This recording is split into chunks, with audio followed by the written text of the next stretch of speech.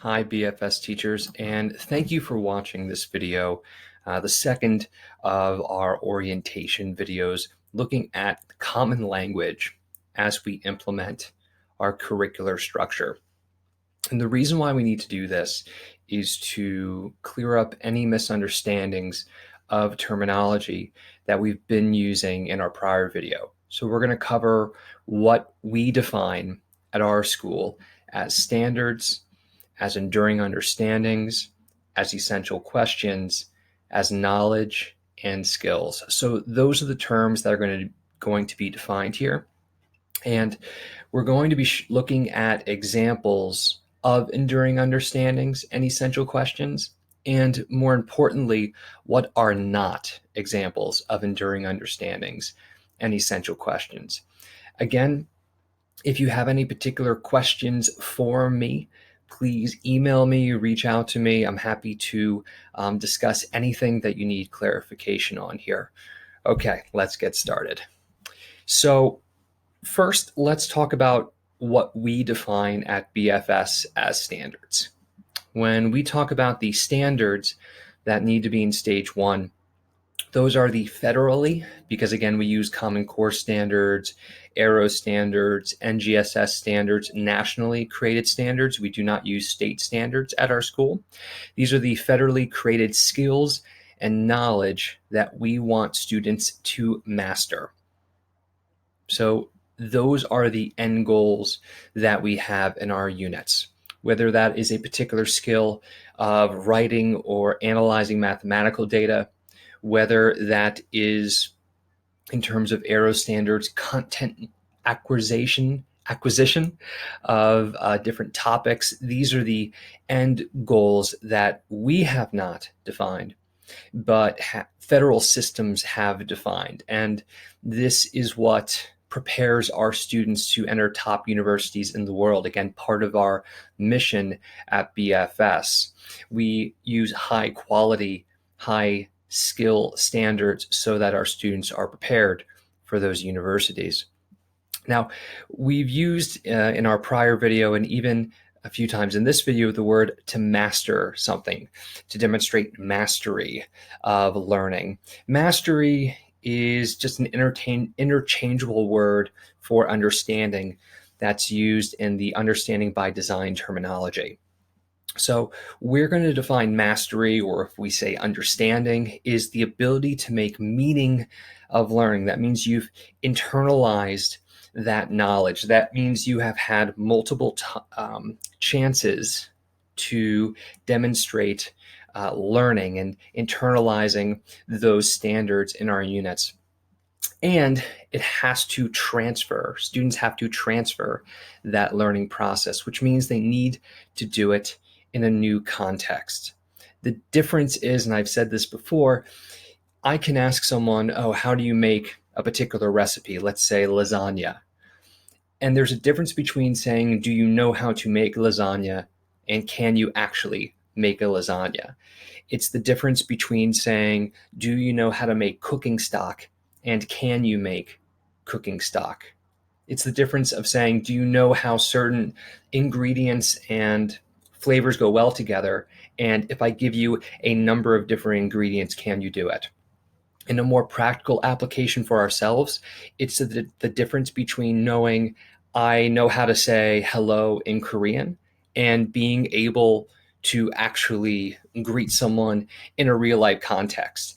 It's that difference between head knowledge and actual application. And as we said earlier, the subjects that have for a long time done the best at this is PE and the arts, music, art, theater, because that transfer is what those classes are all about. Can you shoot a basketball? Can you create that drawing using particular strategies and skills? Can you play that musical piece? Can you embody this character?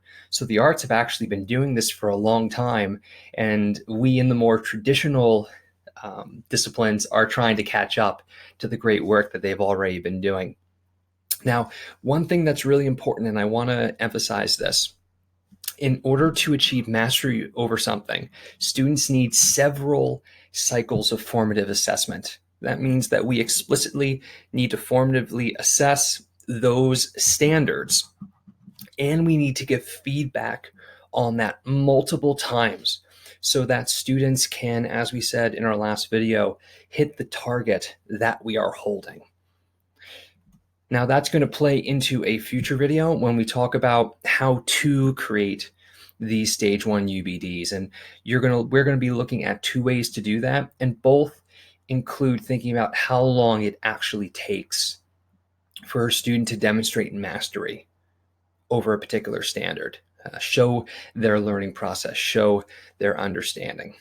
Now, 2 terms that are the most difficult, in my opinion, to understand are enduring understandings and essential questions, because those terms have been used a lot in the last 20 years, but the definitions of those things can be fairly vague.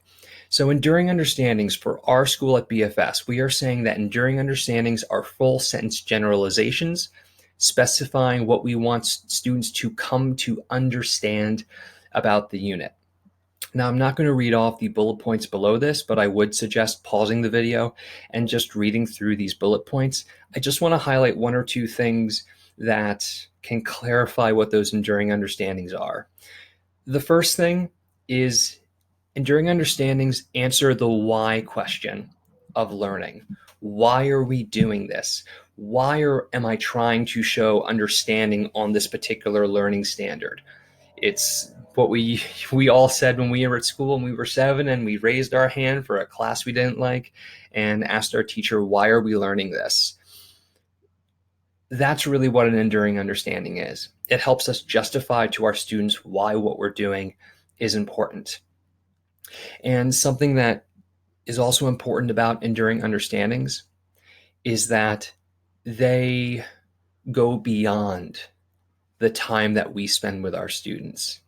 This is something that will be important for them to understand well beyond the time that we're working with them in our unit. And so I want to show you 2 particular types of enduring understandings.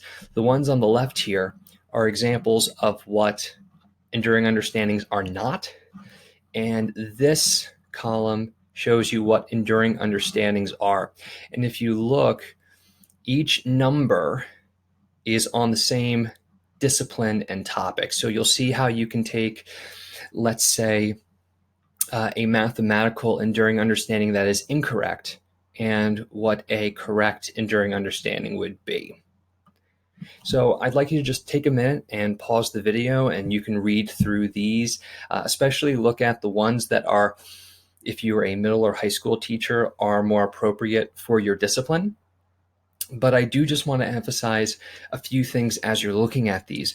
Notice that the ones on the right side, the things that are enduring understandings, these are things that students will need as they continue through their lives, especially if you're looking at number 2, true friendship is revealed during difficult times, not happy times. That's something students are going to experience and need to understand throughout their lives, especially if they're going to be in particular disciplines. Also, these really answer the why question of why are we learning about wind? Why are we learning about mean, median, and mode? Why are we learning about prices of certain things? This peels back the curtain and empowers our students to tell them, here's why you're here today. So let's talk about the other more misunderstood term in curriculum, and that is essential questions. Now, again, I'm not going to read every bullet point here, so I would suggest pausing the video and just reading through more specifics of what essential questions are, but I am going to highlight a few things that clarify what essential questions mean. An essential question is a question that inspires inquiry, that makes a student, or rather inspires a student to delve into that unit, to delve into the topics and concepts that make up the unit that you're teaching. And it's something that does not have a clear answer. An essential question is something that continually will get debated in your discipline. So if an essential question is something where there is a clear answer, students can look up on Google or Wikipedia, that's not an essential question. So I want to show you examples of what essential questions are and some examples of what essential questions are not. So again, on the left side, we have examples of what essential questions are not. And on the right side, we have examples of what essential questions are. And again, if you notice that the numbers correspond to each other, so if you're taking a look at question 1, more sciencey questions that again can be answered very quickly, this essential question is something that is continually asked in biology. It doesn't have a clear answer. So I would suggest just taking a moment and pausing this video and just looking at the examples of what essential questions are and are not. And particularly pay attention to any essential questions that connect to your particular discipline. Okay, so I'm assuming we've looked at all of those. Let's just take some time to talk about 2 more terms. What do we mean by knowledge and what do we mean by skills? So when we say knowledge in stage 1 of UBDs, those are the ideas, concepts, and terms that students need to internalize in order to uncover the essential questions and enduring understandings. I think sometimes when we as teachers try to use project-based learning or inquiry-based learning, we forget that students need to have a foundational understanding of the basics in this unit before they can actually delve into deeper understanding. So for my classes, I actually have at the beginning of a unit a big column of all the knowledge. So this is the basic terms and ideas that they're going to have to say, oh, I know what this particular thing is. Because if they don't have the basic knowledge in my unit, how can I expect them to master the learning standards I've chosen in that unit? And skills are very similar to knowledge, but whereas skills are the ideas and concepts in this unit that we're teaching, skills are the things that students actually do, the actions that they're going to be taking, whether that's analyzing quantitative data or whether that is the skill of writing the English alphabet, is the things that students actually have to do rather than the ideas that they have to define and recognize and recall in their mind.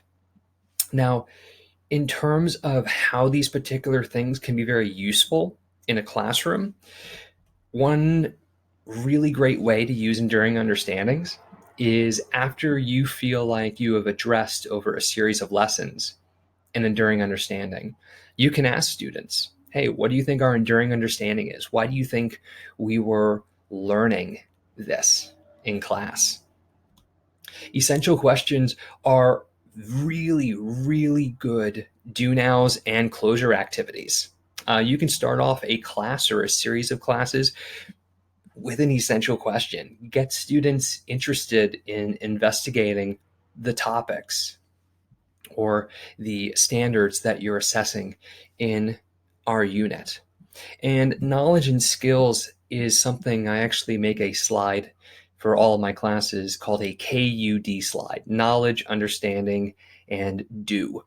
And under the K side, I actually list the ideas, concepts, and terms, and the basic skills that we'll be doing throughout the unit. And I'll actually highlight those particular things we're focusing on over a series of lessons so they can see us progressing through that unit.